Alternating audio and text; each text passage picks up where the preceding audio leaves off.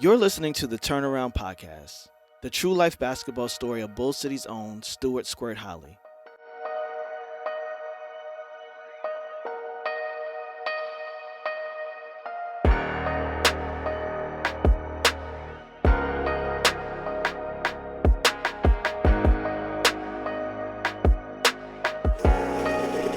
Yo, man, this beat crazy.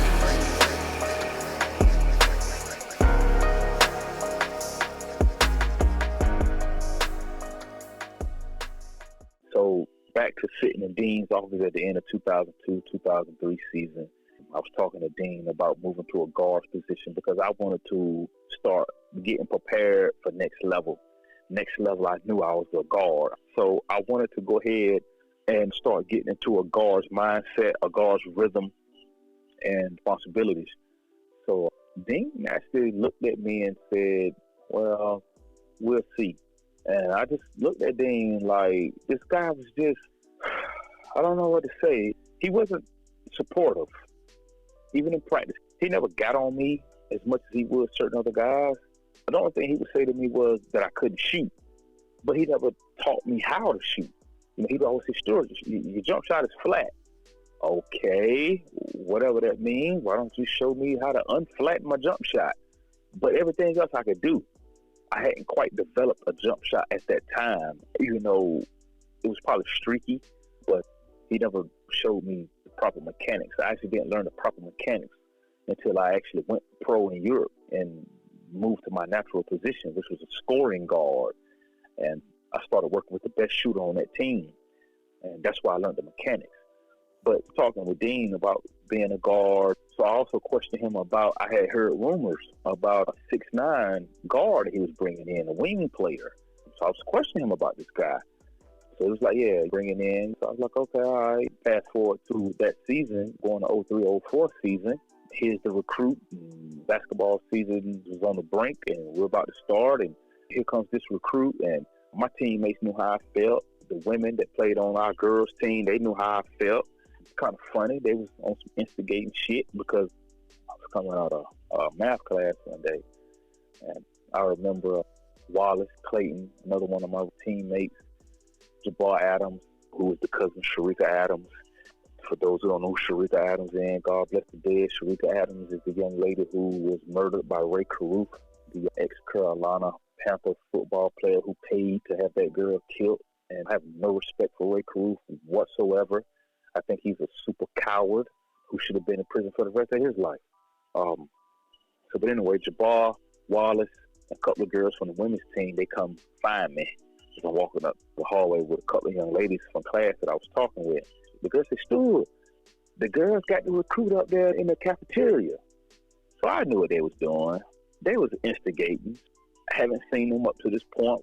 I was eager to see who he was, so I played into their hands.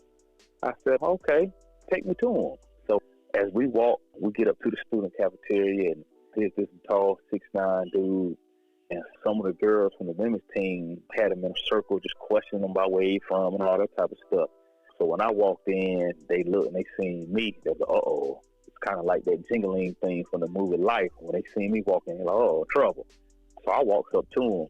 Jabbar and Keisha and Kim, they all behind me with a sneaky little grin on their face and a look in their eyes like, what's Stewart gonna do? So I looked at this dude, I looked him up and down, and I said, what's up, man? So you the new recruit Dean bringing in? And he looked and he was like, yeah. So I said, okay, you gonna practice with us later today, right? So he looked, he said, yeah. So I said, okay, man. I kind of hit him in his chest. I said, okay, man, all right, man, I see you later on then, man. I see you in practice. When I walked off, I looked at Kim, Keisha, and Jabbar, and I said to them, I already got him in my back pocket. So they was like, how you know that? What you mean? So I looked at them, I said, he couldn't even look at me in my eyes. I said, he's soft. So we had practice later that day. It started at 4 o'clock. So this was probably like in the afternoon when I had approached him. So fast forward to 4 hours later, it is 4 o'clock. I'm ready. It's like war. Actually, word had kind of got out on campus. And sometimes our girls would come to the practice, but this particular practice was like, I don't know what had transpired, but word had just gotten around campus that I didn't like the guy. That wasn't true. I don't know him, so how can I dislike him? I didn't like Dean bringing him in and putting him at my position that I wanted. And I've been here a year or two, and you see what I do. You know what I bring to the table. But you're bringing in a recruit who is unproven, and you're going to put him in front of me. I took that as disrespect. So, yeah, I was going for this guy's head. I'm aiming at his jugular up, period. And it was nothing personal against him. And this guy, his name is Tristan 6'9", out of Alta Vista, Virginia, who, like a little brother to me, he became, as college teammates, that's a brotherhood. We're like brothers. So, but for that moment, he was my enemy. So we go to practice and we go through our drills. And like I said, this particular practice was special because some of the student body had came to the practice as if it was a basketball game. And from the girls' basketball team, some of the student body, some of the baseball players came because they all wanted to see me go up against the new recruit because I expressed my dislike for Dean bringing him in. So once we got through the drills and everything like that, it was time to go up and down. Of course, we played man. So I walked up to Tristan and I said, I got him. And I never forget the look on Dean's face. Dean stood over there with a look on his face, along with the assistant coaching staff. He had a look on his face that was a sarcastic smile and grin of like, oh, he's finna have his way with Stewart. I can't wait to see this. That's how I looked at that. That's how I perceived that. And like I said, Dean knew what I brought to the table, but it's like he overlooked what I brought. He didn't appreciate what I brought to the table. He undermined me. He overlooked me. And that's what I mean by he motivated me indirectly. All of those things he did to me motivated me indirectly to push to be better.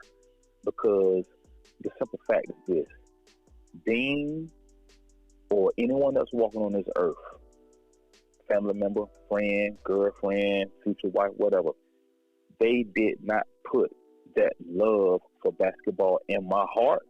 Therefore, they can't take it out of me. So I love this game. So once we start playing, effective immediately. I had my way with this guy. I got 6'9", he outweighed me. But again, my life experiences, what I've been through at that point in time, all of those things gave me a different type of an edge. My mindset was different. Physical condition was different. I ate this guy like a Waffle House patty melt. You know what I'm saying? And I looked at Dean in the midst of this, in the heat of the battle. I'm dominating this guy. And I looked at Dean and I said, this who you putting in front of me? And I don't think Dean liked that I don't think he had liked that. So when it was over said and done with, I had my way with him. My practice squad won. I felt elevated for some reason after that because I just felt like I just had to validate myself all over again, just find myself. I was going to prove myself. And everyone who witnessed that, they enjoyed it. And after it was over with, me and Tristan, we had a talk, and I told him it's nothing personal. It's just that I heard that he was the recruit that was coming in. He's playing with a position that I wanted. I'm an upperclassman, and I just didn't feel like I should be coming behind underclassmen, unless he's better. And there was a situation where this guy wasn't better. He was just taller than me, but he wasn't better than me. And I didn't end up playing that 03-04 season because Dean still went with Tristan. He wanted to start Tristan. He wanted to put Tristan in that position, so I decided not to play. I felt betrayed. I felt embarrassed. I was not going to come off the bench behind an underclassman, especially an underclassman who wasn't better than me. So I decided not to play. And I reduced my class hours to part-time to protect my playing eligibility had I decided to go off. So at the time, come to find out, I did not know Wake Forest scouts was actually inquiring about me, but found out through BJ, his daddy, because those same scouts that was coming to look at these 267, we had Treasy, who was a high school teammate of Chris Paul, so they was coming to look at him and this other 6'7" guy we had named Julian out of Tarboro. But their attention shifted from Julian and Treasy to me and BJ. So they started inquiring about me and BJ. Who was number 23? And who was number 33? Number 23 was BJ. Number 33 was me. So Dean was like, as far as I go, pretty much was like, Jordan, he possibly couldn't get the credits you need for him to transfer and graduate. And found that out through BJ's daddy and Wallace, who suffered an injury and didn't return to the team as a player, but returned to the team as a manager. So that's how I found out these Wake Forest scouts was inquiring about me. So I went and had a talk with Dean about that. And I ended up telling Dean, because here you go with this political shit again, told me that he told them that he basically didn't want to sign off on my name and send me off to Wake Forest. So he told them I couldn't get the credits needed to transfer, which was the political thing to say. Because Dean knew I had a temper. I don't think he trusted my temper. Because while I was at the campus, I had an off-campus situation that got back to the campus. I was at a party with the baseball players, and I got into a fight with a guy who wasn't even a student. I ended up beating up the guy and one of his friends and broke his friend's nose, so the word had got back. So I don't know if that had something to do with it, but Dean wasn't going to sign off with me going to Wake Forest somewhere of that magnitude and him putting his stamp and approval on my name, backing me up. So Dean never really supported me. And I was told that Elizabeth City State had some interest in me. So I began pursuing Elizabeth City State, went up to some invitational workouts that they sent out to me. And the coach at the time, Walker, he looked at my transcript, and I had a very good camp. And the first thing he said was, I got to get you some money. I watched Coach Walker. I'm sitting in this guy's office. He looks at my transcript, leans back in his chair, and he looked at me. He said, son, you actually do your damn work. He said, you got one of the best transcripts I've ever seen. And I was just like, thank you. You know, because I knew the type of work I put in my academic stuff. So I worked very hard in the study labs, the math labs. Again, this is a situation where that felony drug charge surfaced. And couldn't get any type of scholarship money, any type of a grant money. And if I was going to go to Elizabeth City State University, I was going to have to pay out of pocket. And I did not have the financial resources to continue to pay for college because that tuition was higher than the junior college. And I didn't want to continue to put that type of financial burden on my mom and her husband. After I realized I wasn't going to be able to attend Elizabeth City State University, and all praise is due to head coach at that time, Sean Walker, did everything he could to try to get me some scholarship money or some grant money at Elizabeth City State. I received a phone call from one of my teammates, and this is why I tell young people college is a good place to make resources and connections. One of my college teammates, in fact, the only white guy that was on our team, he was from Lithuania, Marius Rosberg. And Marius reaches out to me. This is God working through him and his family. Marius contacts me and says that, because his daddy played professional ball over in Europe, so his daddy has connections. And one of those connections was his dad was friends with the team owner over in Europe. And just so happens to be the National Krepshino League, which is in English the National Basketball League in Lithuania.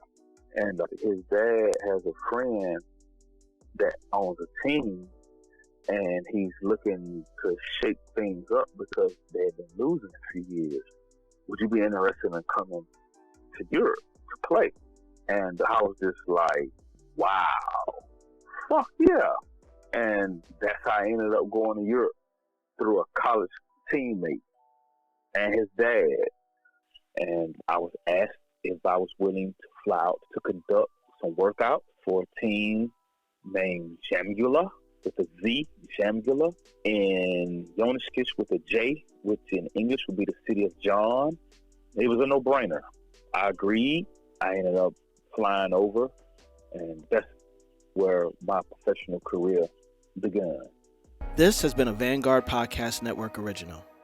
Stay tuned for the next episode of the Turnaround Podcast, and follow the Turnaround Podcast on Instagram by clicking the link in the show notes. If you'd like to book Stewart Holley for a speaking engagement or to be a guest on your show, please reach out to theturnaround77@gmail.com, and someone will get back to you within 48 hours. Thank you for listening.